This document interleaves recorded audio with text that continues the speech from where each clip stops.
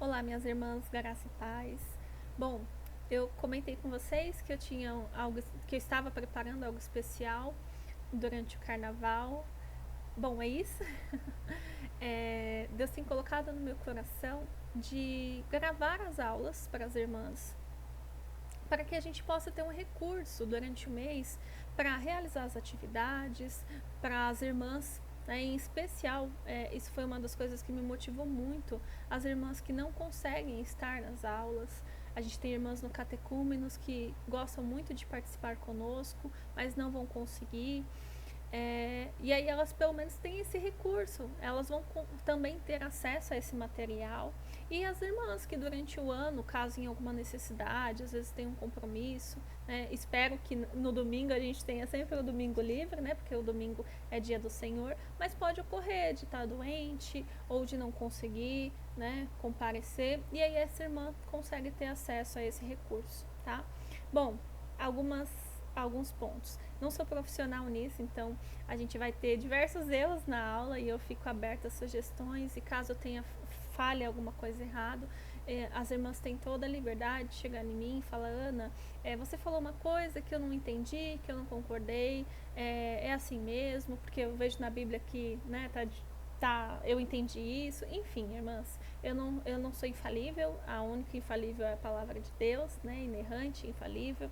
Então eu fico aberta para aquilo que as irmãs precisarem falar a mim, podem me falar com toda certeza. E durante as aulas vai ocorrer, né, alguns erros, talvez algumas interrupções, enfim, só Deus sabe como vai ser. Como eu disse para as irmãs, eu não sou nenhuma profissional. A minha intenção é aproveitar os recursos que Deus tem me dado para a glória dele, para a glória da igreja, para fortalecimento do corpo de Cristo. Eu amo ensinar vocês, eu amo dar as aulas e eu quero crescer e aprender mais como professora da Bíblia de vocês. E eu acredito que isso também vai ser uma bênção para mim. Vou com certeza estar me empenhando ao máximo e essa aula vai inspirar isso, né? Conhecer mais, se dedicar um pouco mais. Então vocês sabem que a minha rotina é bem puxada, mas eu me comprometo a entregar isso para as irmãs e espero que seja uma bênção para todas nós. Tá? Amo a vida de cada uma de vocês, o que tiver ao meu alcance para fazer com que as irmãs, né, sejam abençoadas, podem ter certeza que farei, para a glória de Cristo, tá bom? Vamos iniciar então orando. Essa aula nós tivemos no primeiro domingo de fevereiro, então as irmãs vão ter conteúdo. Tem algumas questões já para serem resolvidas, então se quiserem já podem até utilizar esse material para dar uma respondida, tá certo? Depois, se for possível, vou tentar gravar um vídeo com as respostas das perguntas que eu coloquei lá para as irmãs responderem, tá? Muitas ali são questões pessoais, mas aí eu posso compartilhar as minhas respostas, enfim, também fica algo que a gente pode verificar, tá certo? Mas vamos iniciar com uma oração para que o Senhor nos abençoe nesse momento, né? Mesmo de longe, mesmo as irmãs me assistindo, eu tenho certeza que o Espírito Santo de Deus está trabalhando, né? Para a glória de Deus e para o nosso crescimento e santidade. Amém? Senhor nosso Deus, nós nos colocamos diante de Ti para agradecer ao Senhor pelo privilégio de pertencermos a Ti, por sermos amadas por Ti e por tudo que o Senhor faz e tem feito e já fez por nós, Senhor. Pai, eu te peço por esse projeto, eu te peço por essas aulas, que o Senhor use isso para a tua glória, para crescimento do teu povo, para crescimento da tua igreja, que o Senhor alcance os nossos corações, que o Senhor nos transforme, que o Senhor nos santifique, ó Deus. Pai, eu te agradeço pelos recursos que o Senhor me proporcionou para poder gravar essas aulas. Te agradeço pelo recurso das nossas irmãs para que elas possam estar assistindo essas aulas, meu Pai. Senhor, nós te agradecemos pela tecnologia, que ela pode ser usada sim para a tua glória e não somente, Senhor, para nosso próprio deleite ou para realizar pecados. Senhor, nós entregamos essa aula em tuas mãos. Peço que o teu Santo Espírito me dê sabedoria, me dê as palavras corretas, me dê palavras abençoadoras que tragam edificação ao teu povo, Senhor. Peço pela vida de cada uma das nossas irmãs, da nossa congregação e pelas tuas filhas, pelas mulheres, Pai. Peço que o Senhor nos ensine a amar como Jesus ama. O padrão de Cristo realmente é muito alto. Nós, por nós mesmos, nós não conseguimos, mas com teu auxílio, olhando para Cristo, com teu apoio, Pai, eu sei que nós podemos, eu sei que nós vamos conseguir, Senhor, porque o Senhor é o Todo-Poderoso, o Senhor é onipotente, onipresente, onisciente, o Senhor é soberano, o Senhor tem o governo e o controle sobre todas as coisas, Pai, e o Senhor pode muito, e nós, sem o Senhor, nós nada podemos fazer. Eu te peço isso, meu Pai, em nome do Senhor Jesus. Amém. Bom, minhas irmãs, vamos lá. Eu vou caminhar aprendendo junto com vocês a como eu vou fazer isso, então vamos iniciar. Eu acredito que vocês estejam vendo o slide aí aparecendo, eu estou aqui no cantinho da tela. Então, a nossa primeira aula, o tema foi o amor como fundamento de tudo, né? Então, para a gente iniciar, eu estou tomando também uma aguinha, hora ou outra, tem um cafezinho aqui do lado, tá, irmãs? Não reparem. É realmente como se fosse a nossa aula de EBD, né? Então, ao iniciar ali o estudo de 1 Coríntios 3, tá? E isso é importante destacar, o nosso objetivo não é estudar a carta de 1 Coríntios.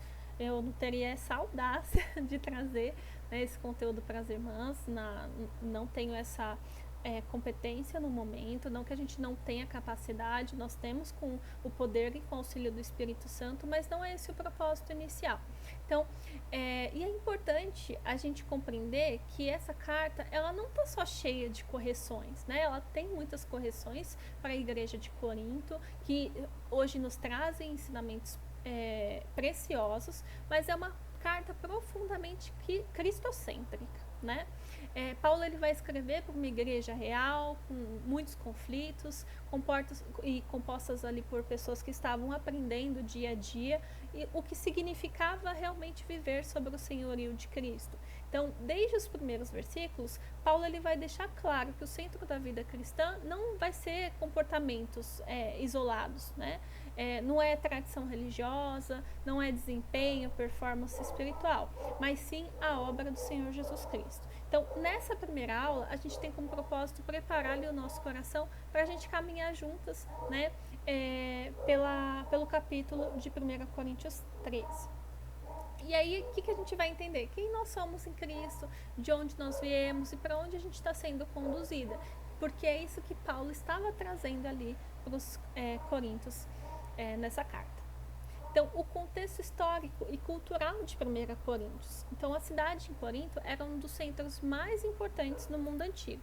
Ela era uma cidade muito rica, era uma cidade movimentada, muito plural, com pessoas diversas, e ao mesmo tempo também moralmente muito confusa, né? Era uma cultura muito marcada por diversidade religiosa, que é chamada, né, como politeísmo, pela valorização da sabedoria humana, pela busca de status, por poder, por reconhecimento, uma forte influência também cultural e filosófica, né? Então, quando a gente vai parar para pensar, é até um contexto parecido, né, com o nosso atualmente. Então, a igreja em Corinto, ela era formada, na sua maioria, por gentios convertidos. Então, não eram pessoas vindas do judaísmo. Eram pessoas que não tinham uma tradição bíblica sólida. Elas estavam ainda aprendendo a fé cristã, enquanto elas carregavam os valores antigos, né, os hábitos antigos delas e as formas que eram distorcidas para enxergar o mundo. Eu lembro muito, ao ler ali e entender um pouquinho do contexto de 1 Coríntios, a mesma coisa que Moisés fez com o povo que viveu tanto tempo no Egito. Então, ele começou a escrever a história do povo de Israel justamente para ensinar aquele povo a história, a identidade deles. E eu percebo que Paulo também está fazendo isso. Está escrevendo uma carta para ensinar esses irmãos a verdadeira identidade deles, né? E querendo ou não, essas visões distorcidas e diferentes de enxergar o mundo, isso gerava muito conflitos nas igrejas. Então, na igreja. Então, isso gerou muitas divisões, gerou ali confusões que eram bastante doutrinárias, né? problemas éticos. Então a gente vai ter um caso do filho que se deitava com a madrasta dele, né? Dificuldades de viver uma fé de maneira coerente, enfim, a gente vai ter diversos problemas aí nessa carta. Então Paulo, ele não vai apenas escrever essa carta para corrigir ali o comportamento dos irmãos, mas é para reorientar o coração daquela igreja, mostrando que todos os conflitos, os problemas, eles têm uma raiz em comum, né? Cristo havia deixado de ser o centro dessa igreja, tá? Então, é muito interessante que no primeiro capítulo, do versículo 1 a 9, logo ali na abertura, algo vai chamar muito a nossa atenção. O nome de Jesus aparece cerca ali de 11, 10 vezes. Eu vou ler com vocês para a gente identificar isso, tá? Então, vamos lá. Paulo, chamado pela vontade de Deus para ser o apóstolo de Jesus Cristo, o irmão Sóstenes, a igreja de Deus que está em Corinto, aos santificados em Cristo Jesus, chamados para ser santos, com todos os que em todo lugar invocam o nome do nosso Senhor Jesus Cristo, o Senhor deles e nosso. Graça a vós outros e paz, da parte de Deus, do nosso Pai e do Senhor Jesus Cristo. Sempre dou graças a meu Deus a vosso respeito, a propósito da sua graça que vos foi dada em Cristo Jesus, porque em tudo fostes enriquecidos nele, em toda palavra e em todo conhecimento, assim como o testemunho de Cristo tem sido confirmado em vós, de maneira que não vos falte nenhum dom, aguardando a vós a revelação do nosso Senhor Jesus Cristo, o qual também vos confirmará até o fim, para seres irrepreensíveis no dia de nosso Senhor Jesus Cristo. Fiel é Deus, pelo qual vos foste chamados à comunhão de seu Filho, Jesus Cristo, nosso Senhor. Então, logo aí na abertura, a gente vai ver o nome de Cristo aparecer várias vezes, e isso não é algo acidental, né? Paulo, ele realmente não consegue falar da igreja, da vida cristã, do futuro desses irmãos, sem falar de Jesus Cristo. Então, tudo que ele vai escrever aponta para uma verdade essencial. E a vida cristã, ela só vai fazer realmente sentido quando Cristo ali está no centro, tá? Então, Paulo, ele quer que os coríntios compreendam o quê? Cristo é o centro da história, Cristo é o centro da nossa identidade, Cristo é o centro dos pensamentos, né? Cristo é o centro da esperança futura. Se isso tivesse claro para eles, todas as outras questões seriam tratadas e seria consequência natural, né, da vida ali deles. Então, teologicamente, Paulo, ele vai apresentar uma visão redentiva da história. Então, a vida deles não era um conjunto de acontecimentos aleatórios. Deus, ele realmente estava operando ali no passado, sustentando eles no presente, conduzindo para um futuro de esperança, mas tudo isso em Cristo, né? A gente vê esse contexto também muito parecido com a gente. Muitos de nós viemos de contextos, de igrejas completamente diferentes. Você tem, às vezes, um irmão que veio de uma seita, de uma umbanda, espiritismo, catolicismo, que são fés que não convergem com a fé verdadeira, com a fé bíblica. E aí essas pessoas muitas vezes trazem de si. Eu, por exemplo, vim de uma igreja, vim da congregação cristã, uma igreja muito legalista. E eu luto com o legalismo até hoje. Por quê? Porque foi implantado na minha mente que para eu conseguir a salvação eu tinha que lutar, que eu poderia perder a salvação, e isso muitas vezes vai impactar na maneira como a gente se comporta, tanto no nosso relacionamento com Deus, quanto no nosso relacionamento com os irmãos e na igreja. Então, era mais ou menos o contexto dos irmãos de Corinto, tá? E como isso, né, vai convergir a partir do momento que a gente vai mudar, perdão, que a gente começa a entender a nossa identidade, de onde a gente veio, para aonde nós hoje estamos indo e para onde nós vamos. Então, Cristo começa a ser o centro, a visão redentiva da história. Então, cada uma de nós temos uma história pessoal e Deus age nela, né? Deus é um Deus pessoal, mas existe uma história maior, né? A grande história, que muitos teólogos vão traduzir lindamente como o teatro de Deus, né? Uma história maior que corrobora para a glória do nome de Cristo, e Deus nos dá o privilégio da nossa história fazer parte dessa história maior, né? Então, assim como Coríntios, nós fomos alcançados por Deus, vindo vindas aí de contextos confusos, de contextos que muitas vezes eram fragmentados, nos trouxeram feridas, crenças, dores, expectativas, que querendo ou não, em algum ponto disputam ali um lugar central no nosso coração. Então Paulo ele nos ensina que a nossa identidade ela não nasce do que nós fazemos, né, mas do que Cristo fez por nós, que ela não é definida pelo nosso passado, mas pela obra redentora de Deus, né, e a nossa esperança não está naquilo que a gente controla, mas sim naquilo que Deus nos prometeu na sua palavra, né? Então, Deus ele agiu em nosso favor quando nós ainda não merecíamos. A gente vai ver isso também muito lindamente na história do jovem rico daqui a pouquinho, e continua operando em nós a formar a imagem de Jesus Cristo. Deus ele deseja a nossa santidade, Deus ele deseja nos conformar à imagem de Jesus. Então, a gente precisa olhar para ele, né? Então, a carta de 1 Coríntios, ela vai nos chamar a reorganizar a nossa vida, né? Não a partir das regras, mas a partir de um centro realmente correto, que é o Senhor Jesus Cristo, tá bom? Deixa eu mudar aqui o slide. Então, nós temos aí objetivo pessoal dessa aula, tá? Então, os objetivos dessa aula para mim e para você, irmã, de maneira individual, é que cada uma de nós compreendamos que ao longo do estudo de 1 Coríntios 13, o que significa ter Cristo no centro, né, da nossa história, o que significa permitir que Jesus redefina a nossa identidade, os nossos valores, os nossos pensamentos, a esperança, não a partir daquilo que a gente pode fazer, do nosso mérito, até porque nós não temos mérito. Tudo que nós temos, tudo que nós recebemos, fazemos, é por meio da graça, né? É graça recebida, é favor merecido de Deus, porque nós merecemos o inferno, né? Se a gente for pedir a Deus o que nós merecemos, Ele, de maneira justa, poderia nos considerar um inferno, mas não, né? Ele nos tirou das trevas, nos trouxe para a luz, tudo de maneira graciosa, sem que a gente precise fazer nada para isso, tá? No sentido da salvação. E o objetivo, né, coletivo entre igreja, comunidade, né, como juntas, é que nós possamos aprender a discernir todas as áreas da nossa vida à luz do Evangelho, tá? 1 Coríntios vai falar muito sobre dons, né? Os irmãos que cada um tinha os seus dons, e querendo ou não, ali eles competiam entre eles.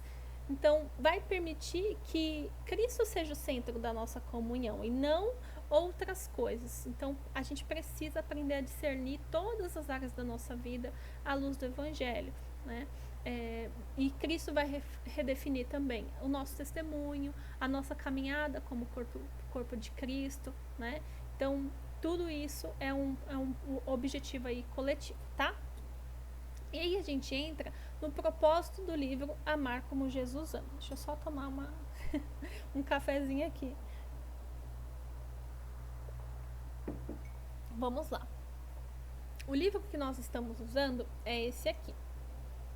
Amar como Jesus Ama. Minhas irmãs, é um livro, uma bênção. Eu li ele mais ou menos entre dezembro e janeiro. Li ele tudo, né, para ver se realmente era um livro que nós poderíamos utilizar, se não tinha nada, né, que não convergisse com a nossa fé. Ele é da editora Vida Nova, né? Não sei se aparece aqui para vocês. Da editora Vida Nova, uma boa editora.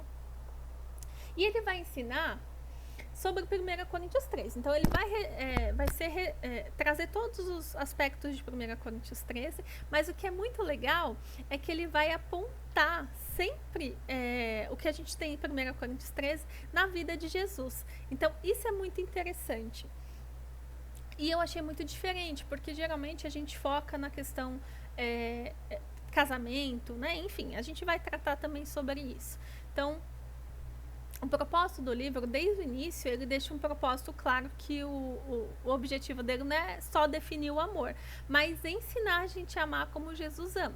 Então, para isso, o autor ele vai adotar uma abordagem que é intencionalmente, né, bíblica, e cristocêntrica. Então, parte de 1 Coríntios 13, ele vai analisar frase a frase, né, no seu contexto original. Isso é muito importante, porque senão a gente cai numa interpretação equivocada, tá?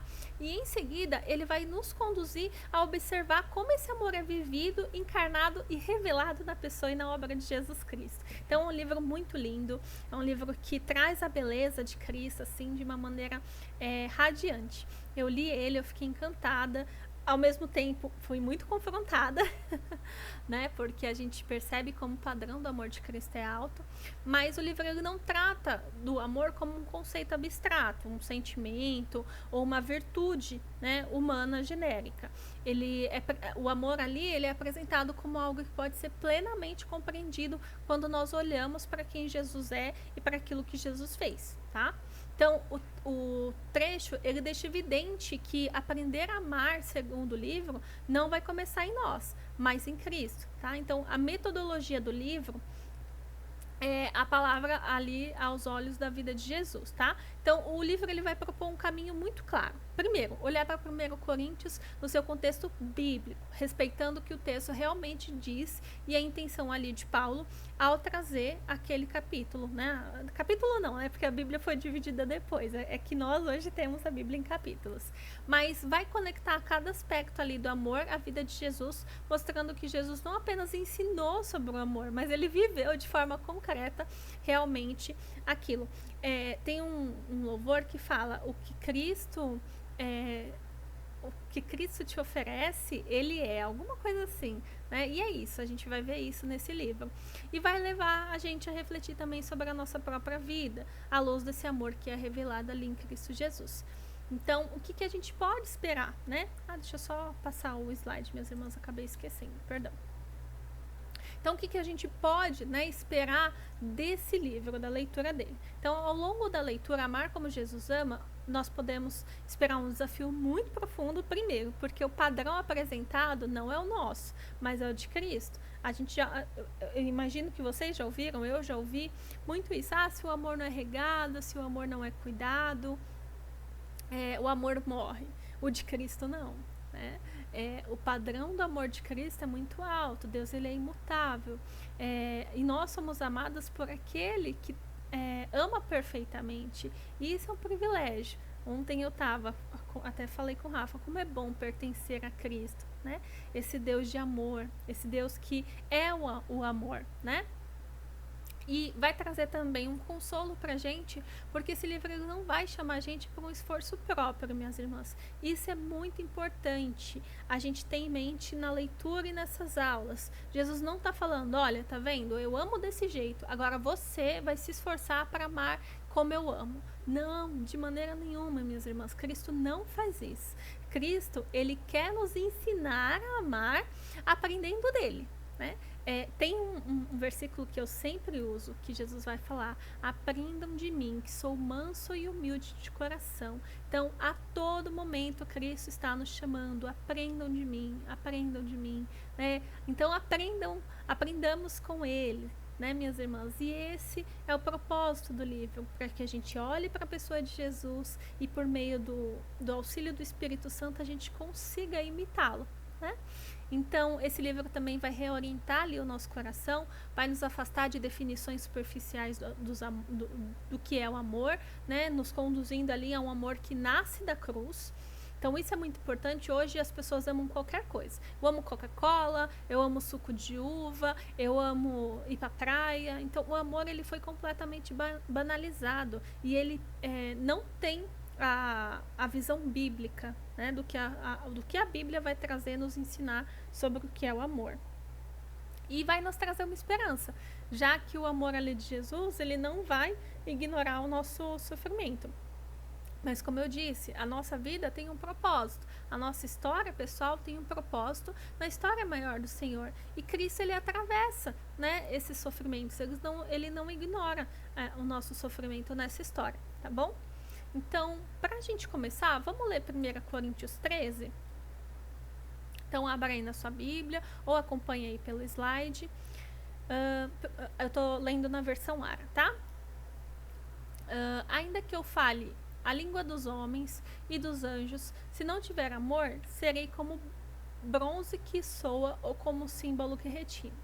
Ainda que eu tenha o dom de profetizar e conheça todos os mistérios e toda a ciência, ainda que eu tenha tamanha fé a ponto de transportar montes, se não tiver amor, nada serei. E ainda que eu distribua todos os meus bens entre os pobres, e ainda que entregue o meu próprio corpo para ser queimado, se não tiver amor, nada disso me aproveitará.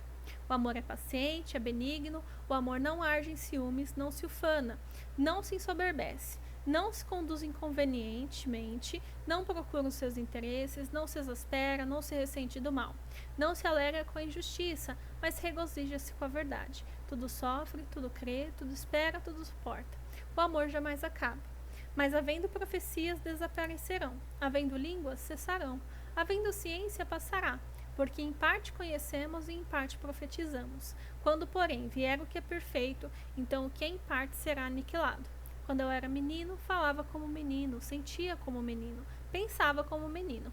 Quando cheguei a ser homem, desisti das coisas próprias de menino. Porque agora vemos como em espelho, obscuramente, então veremos face a face. Agora conheço em parte, então conhecerei, como também sou conhecido. Agora, pois, permanecem a fé, a esperança e o amor. Estes três, porém, deles, o maior destes é o amor. Bom, então, os versículos chaves aí da aula, né? E ainda que eu distribua todos os meus bens entre os pobres, e ainda que entregue meu próprio corpo para ser queimado, se não tiver amor, nada disso me aproveitará. Então, o primeiro capítulo, a gente está trabalhando nessa aula, o primeiro capítulo e a introdução, tá? E no primeiro capítulo, o autor ele vai tratar 1 Coríntios 13, 3, tá? E durante esse capítulo a gente vai ver no exemplo da pessoa de Jesus Cristo em Marcos 10, 21.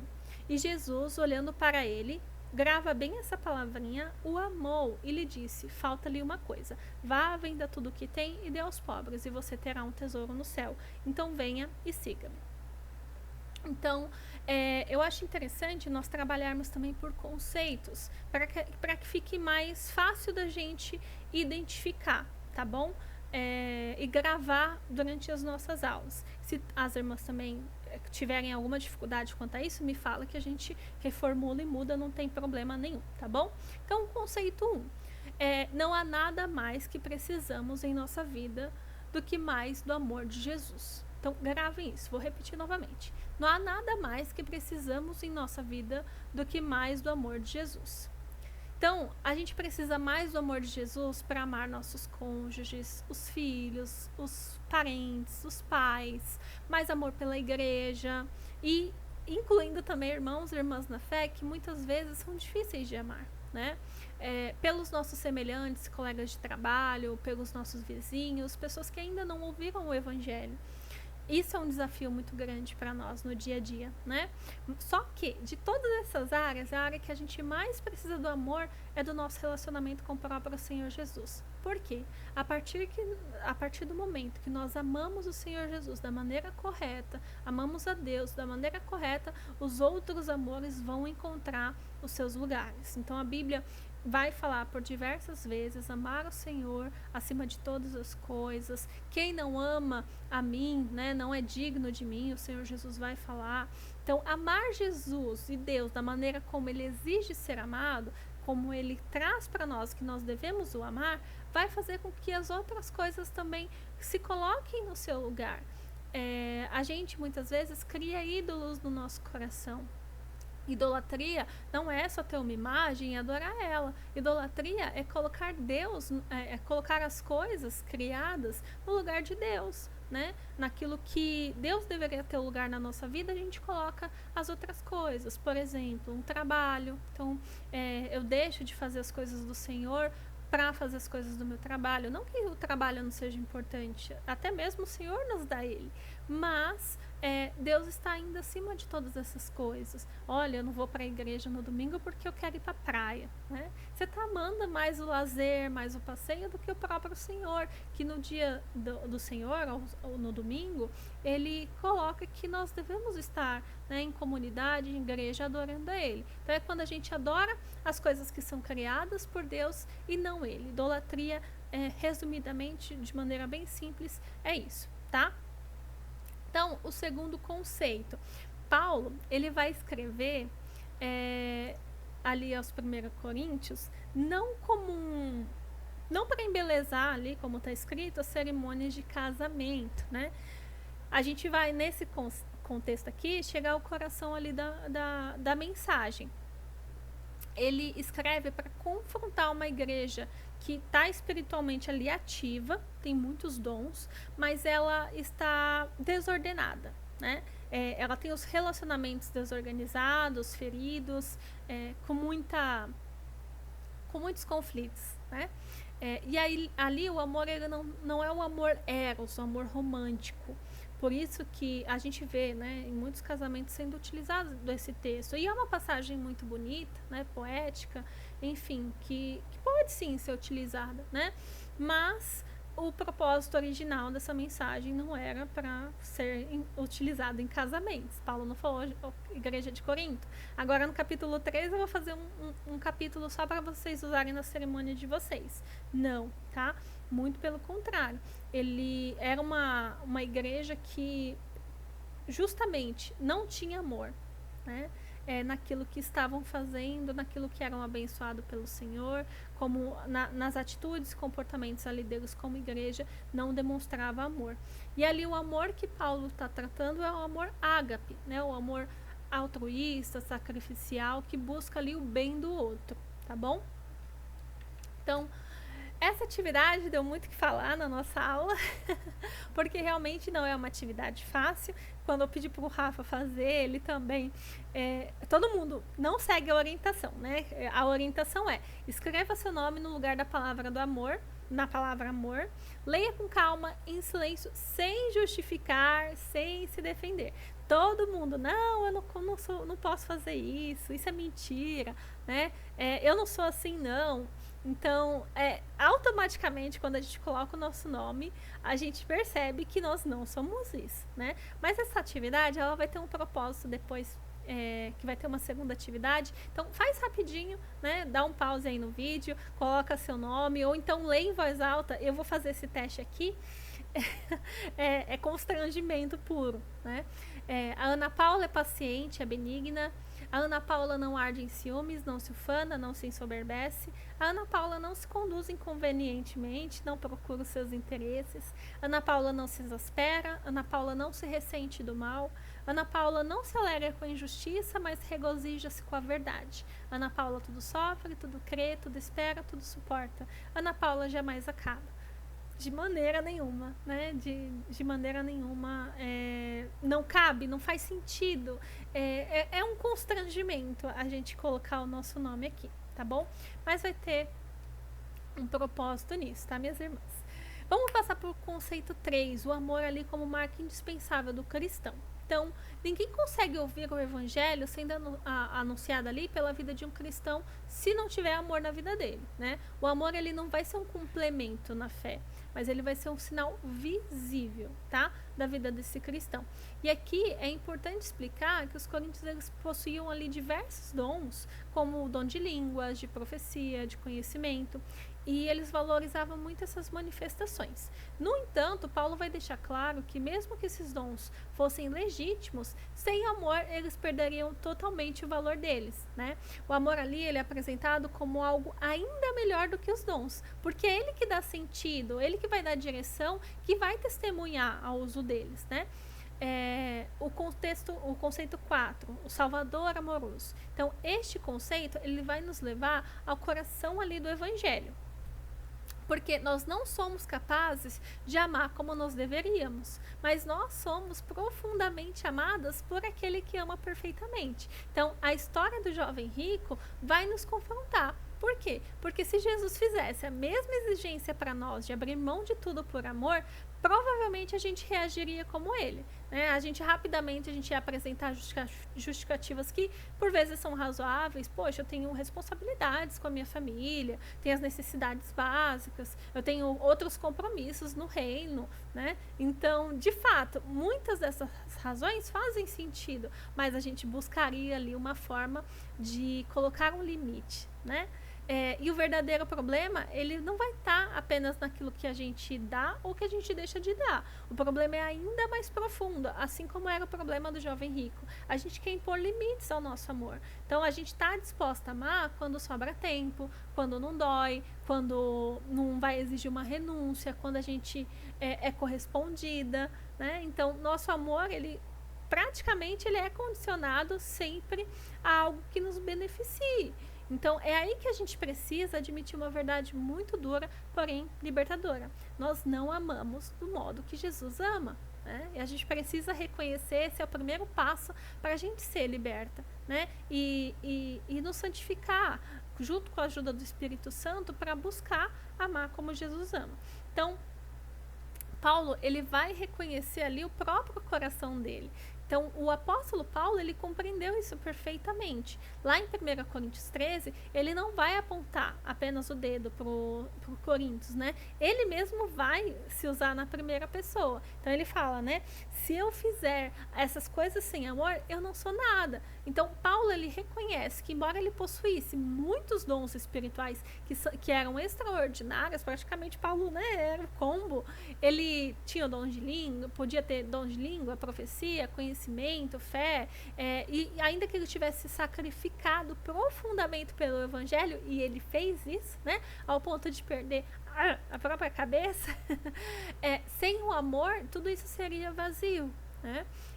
Ele vai dar testemunho do próprio coração pecador dele e da insuficiência dele, até mesmo diante ali da religiosidade, né, das atitudes religiosas mais intensas, quando não nasce do amor, né?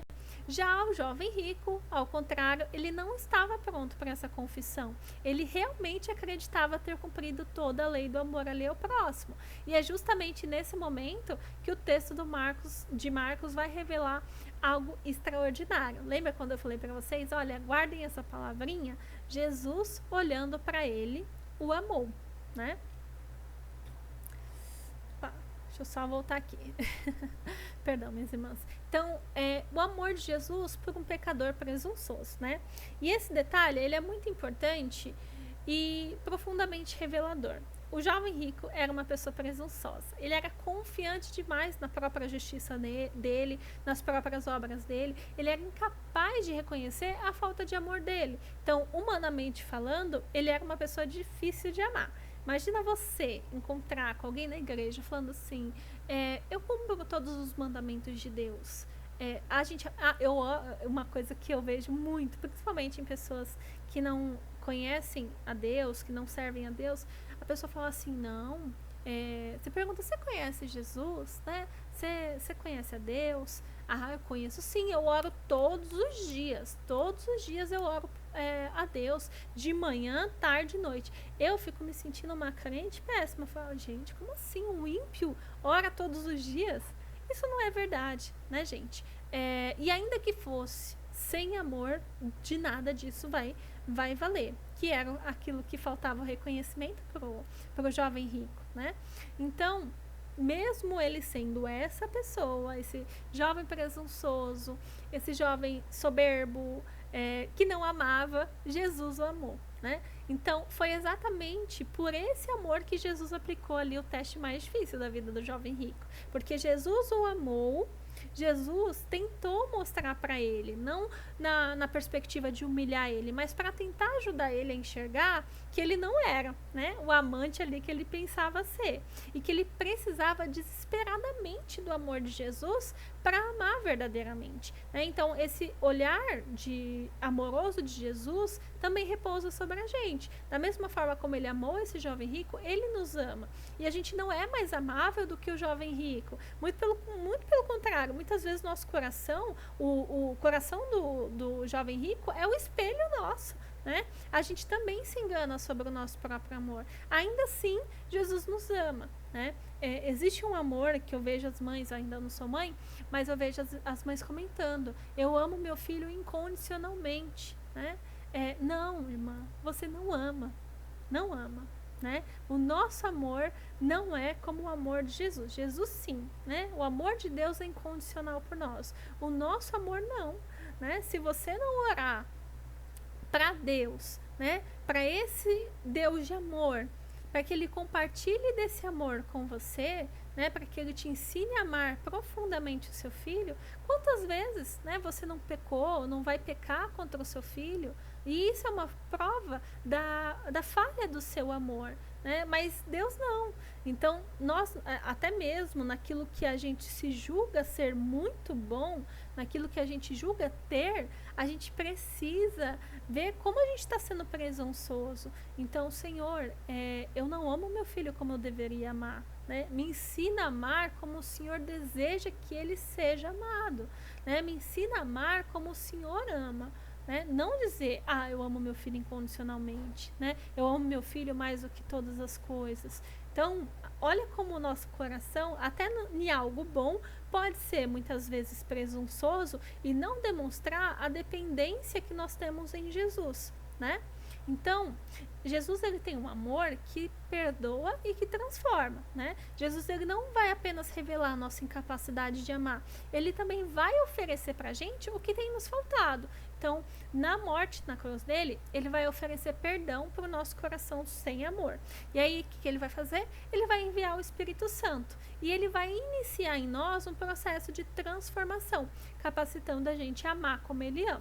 Então, aqui tem um contraste central do Evangelho. Primeiro, 1 Coríntios 13, 1, 3. Vamos ler aqui. Paulo, chamado pela vontade de Deus para ser apóstolo de Jesus Cristo, e o irmão Sóstenes, a igreja de Deus que está em Corinto, aos santificados em Cristo Jesus, chamados para ser santos, com todos os que em todo lugar invocam o nome do nosso Senhor Jesus Cristo, o Senhor deles e nós. Graça a vós outro e paz da parte de Deus, nosso Pai, do nosso Senhor Jesus Cristo. Então, nós não somos nada sem amor, tá? Opa, perdão, meus irmãos, eu li o lugar...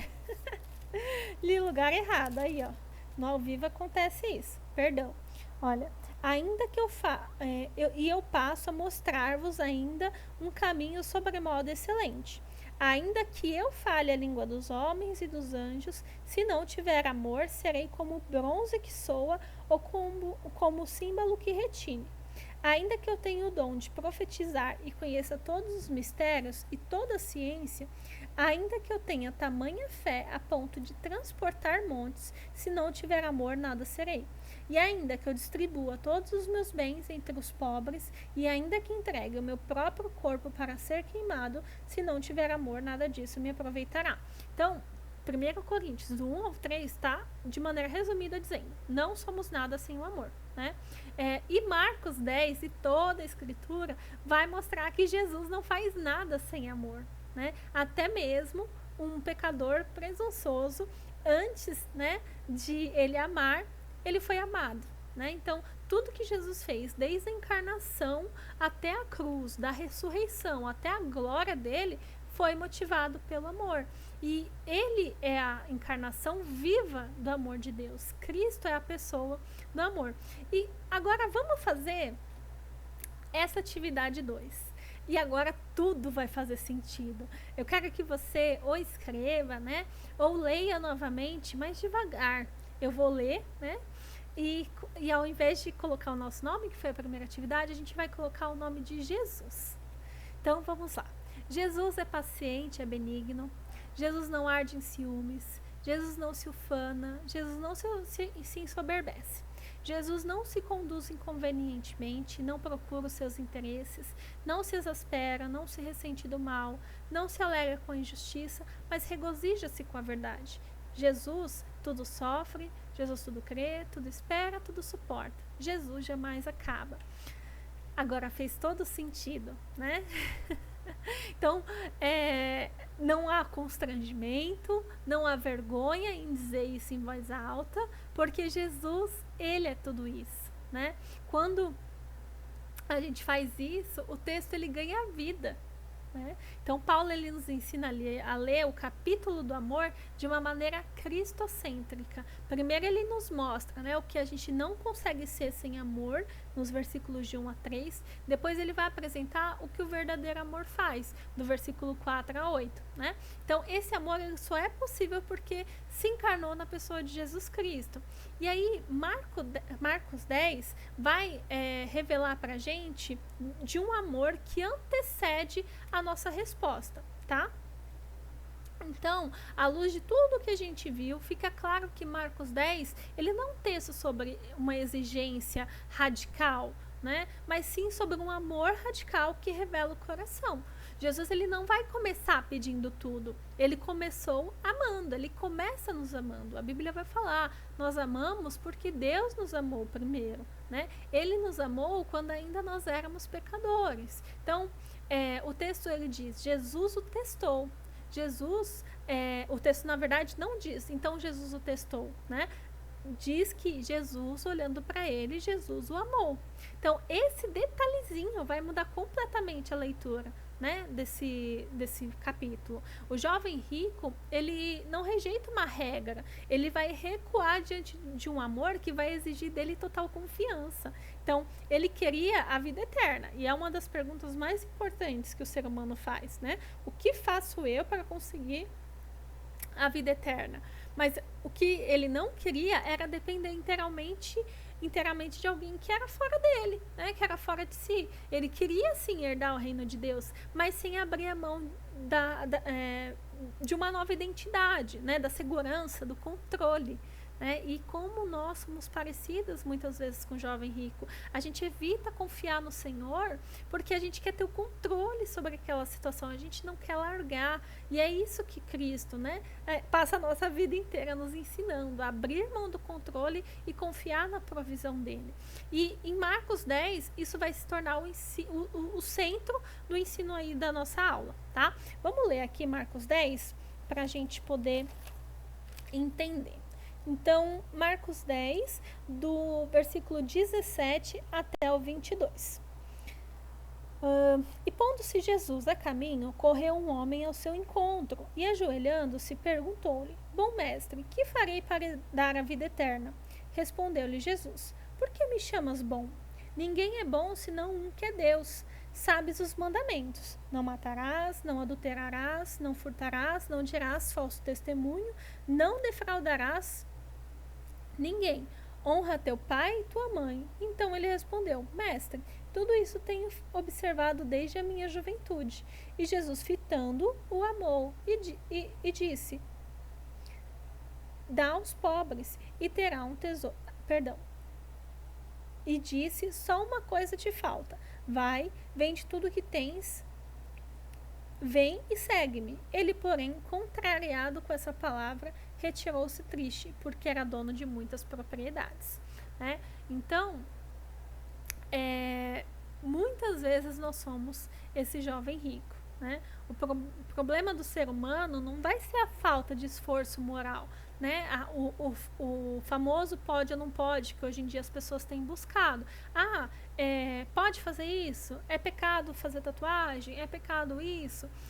Viver de pode ou não pode é muito fácil, irmãs. Né? Se fosse uma regra, faz uma lista com ações externas, vai ter muita gente que vai conseguir, se for determinada, se for disciplinada, essas pessoas vão conseguir. Agora, transformar a intenção, né, a motivação do nosso coração, que é algo que só o Espírito Santo pode fazer, isso é para poucas pessoas, somente realmente para os escolhidos. Né? Então, o jovem rico, nós mesmas, e o engano ali do amor, muitas vezes, que é condicionado, né? Existe um limite, eu vou até aqui, né? Então, tudo que a gente estudou vai nos levar a reconhecer que o jovem rico, ele não é só um personagem, né? Ele é um espelho espiritual nosso. Como ele, assim, muitas de nós, a gente acredita que já ama porque a gente cumpre os mandamentos, né? Se eu tô com o devocional certinho, fiz 7 dias, bonitinho, nossa, então eu tô amando Deus corretamente. Falhei em um dia, nossa, meu Deus, eu já não amo mais a Deus, né? Ou então Deus já não me ama mais. A gente confunde fidelidade ali externa com uma entrega interna. Então, se eu tô fazendo as coisas, eu estou me entregando. E a gente vai ver muito no exemplo dos fariseus, muito isso, né? Eles faziam a parte externa da religião, mas internamente não havia uma entrega a Deus, né? Do coração deles. Eles honravam a Deus com as atitudes, mas com a boca, né? Mas não com o coração. Então, a gente deseja Jesus muitas vezes desde que ele não toque naquilo que sustenta a gente, né? Naquilo que a gente finge ter controle, naquilo que a gente acha que tem controle. Ele tocou aí, opa, aí agora eu já não vou orar mais não. Agora eu tô revoltada com Deus, né? Aqui ele não pode mexer. Muitas vezes nós agimos dessa forma, né? A gente segue ele desde que a gente possa impor os nossos limites, né? Eu vou seguir a Deus, eu vou entrar para a igreja desde que naquele dia lá eu possa fazer o que eu quero, né? Eu não vou para a igreja no domingo, eu não vou para a programação, né, das mulheres. Eu começo a impor limites, tá? Isso é só exemplo, tá, minhas irmãs? Então, nesse capítulo, né, do livro que se chama Nada Sem Amor, isso vai deixar muito claro. O ser humano, quando ele não nasce da graça, ele vai ser sempre seletivo, né? Ele vai ficar na defensiva, nas questões condicionadas. Então, ele impõe as regras dele, tá? Por isso, o texto, ele não vai nos convidar a amar mais. Então, olha, tá vendo? O padrão de Cristo é muito alto. Você não tem esse padrão, né? Você não ama muito. Então, o convite do texto não é agora você precisa amar mais, mas pelo contrário, é reconhecer o que a gente tem colocado condições no nosso amor, né? Então o objetivo é esse, aonde eu tenho colocado limites em Jesus, onde a gente acha, né? Limites no amor que Jesus tem me exigido, condições naquilo que Jesus tem me exigido. Então, o jovem rico fez isso, nós fazemos, então nós precisamos reconhecer coisa que o jovem rico não conseguiu fazer, tá? E aí a gente tem um consolo em Marcos 10, 27. Se a história apenas terminasse ali com o jovem rico indo embora triste, que fala assim, ó, no versículo 22. Ele, porém, contrariado com essa palavra, retirou-se triste, porque era dono de muitas propriedades. A gente não sabe o que aconteceu depois, né? Provavelmente ele não se voltou para Jesus, escolheu não seguir Jesus. Mas se o texto terminasse assim, a gente sairia esmagada, né? Mas Jesus, ele não finaliza o ensino dele para os discípulos ali, né? Ele vai concluir com uma das declarações mais libertadoras ali de todo o evangelho. E a gente usa muito isso no nosso dia a dia e até vezes fora do contexto, né? Jesus vai falar: para os homens é impossível, mas para Deus não. Não para Deus, né? Então, esse versículo chave ali, ele é um versículo muito pastoral do capítulo, né? E da nossa aula. Ao mesmo tempo, Jesus está dizendo, olha, é impossível vocês amarem sozinhas. É impossível vocês largarem os ídolos por pura força de vontade de vocês. É impossível vocês viverem 1 Coríntios 13 por esforço próprio de vocês. E isso não é acusação, isso é alívio, minhas irmãs. Né? Jesus está mostrando aquilo que verdadeiramente hoje está no nosso coração para que a gente possa tratar, né? Deixa eu só mudar aqui. Eu vou deixar aqui nas aplicações. Então, tudo que a gente estudou nessa aula vai convergir para uma lógica, tá? 1 Coríntios 13 vai revelar que nós não somos nada sem amor. Marcos 10 vai revelar que nós não conseguíamos amar como a gente pensa que ama, né? O jovem rico, ele vai revelar que a religiosidade pode esconder ídolos. Então, ali o jovem rico amava mais as posses, as propriedades dele do que a Deus, né? Jesus, ele vai revelar que o amor verdadeiro vai começar nele. Nele sustenta todo o amor e não em nós. Né? Por isso o chamado final nosso não é saiam daqui amando melhor, mas saiam daqui confiando mais no amor de Jesus Cristo, mais no amor dele, porque é nele que consiste e está e é o verdadeiro amor, tá? Então, Jesus, minhas irmãs, ele é o Salvador amoroso nosso, porque ele faz o que nós não conseguimos fazer, né? Ele ama sem limites, ele não tem condições para o nosso amor, então ele não expõe a gente para nos envergonhar. Muitas vezes, quando nós somos disciplinadas, quando nós somos tratadas, corrigidas pelo Senhor, ele corrige a quem ele ama, ele corrige aos filhos, né? Porque nós somos filhas, nós temos um pai, né, que vai fazer isso conosco com o propósito de nos libertar da ilusão que nós conseguimos amar sozinhas, né? Nós não somos nada sem amor, principalmente sem o amor de Deus, né? Mas quando nós somos alcançadas por esse Jesus, por esse Deus precioso, que ele não faz nada sem amor, a gente começa pouco a pouco a aprender a amar ali do jeito certo, tá? Então, algumas aplicações práticas para o nosso dia a dia. Então, dependa mais do amor de Jesus do que da sua força. Então, vamos entender que sozinhas nós não conseguimos amar como a Bíblia nos ensina. Então, nós precisamos pedir a ajuda de Jesus todos os dias, principalmente naquelas áreas em que nós achamos que nós sabemos amar, tá? Reconheça onde você ama com limites. Então, perceba situações que você só ama quando é fácil, né? Principalmente quando custa tempo e dinheiro, a gente, né, balança bastante. Então, quando não dói ou quando é do seu jeito, leva isso a Jesus, né? Então, quando acontecerem essas coisas que você percebe a sua dificuldade de amar, que existe um limite ali, leve esse limite para Jesus. Pede para que Ele te dê sabedoria, para que Ele transpasse isso, para que Ele se apresente para você como maior e melhor ainda, né, do que essas coisas, do que daquilo que você acha que é extremamente necessário na sua vida, tá? Às vezes Jesus vai pedir renúncias para a gente, né? Então a gente precisa, e tudo isso para mostrar os ídolos do nosso coração, e a gente precisa estar disposto a abandonar eles, né? Outro ponto, parem de se medir, minhas irmãs, eu e vocês, por aquilo que a gente faz. Lembre-se de que Deus ele não ama você mais, né, quando você faz muito, ou menos quando você falha. O amor de Jesus vem antes de todas essas coisas. A gente viu no exemplo do jovem rico, né? Confie em Jesus onde você não consegue mudar. Então, há coisas no nosso coração que a gente não está preparada, que a gente não tem forças para, e não conseguimos transformar sozinhas, né? Então, entregue isso a Jesus, né? Seja sincera com Deus e confie no cuidado dele, tá? Outro ponto, não vamos desistir das pessoas difíceis. A pessoa mais difícil que eu conheço, sabe quem é? Sou eu, né? Você é a pessoa mais difícil que você conhece. E mesmo assim, Jesus te amou. Jesus amou ali o jovem rico quando ele foi embora. Então, peça a Deus um coração paciente para amar quem é difícil de amar, né? Muitas vezes o nosso coração é tratado nisso, o coração do nosso irmão vai ser tratado nisso. E uma igreja onde não há amor, a gente precisa questionar, né? Jesus fala que nos últimos tempos o amor de muitos se esfriaria.